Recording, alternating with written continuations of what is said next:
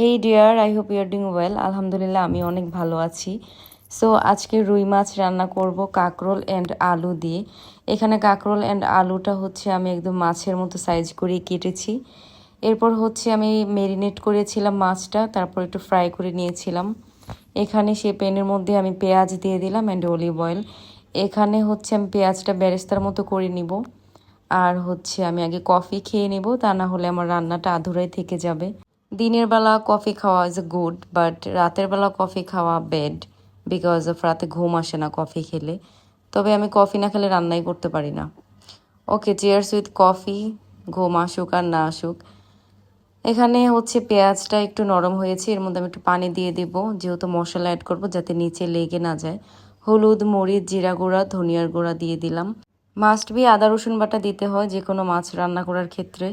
So দিয়ে দিলাম, and হচ্ছে মরিচের গুঁড়া অ্যান্ড মরিচ দুইটাই একসাথে দিয়ে দিলাম, পানি দিলাম, and again cheers with coffee. এখানে মশলা থেকে তেলটা ছাড়বে, এরপর আমি কেটে রাখা আলু অ্যান্ড কাঁকরোল দিয়ে দিব।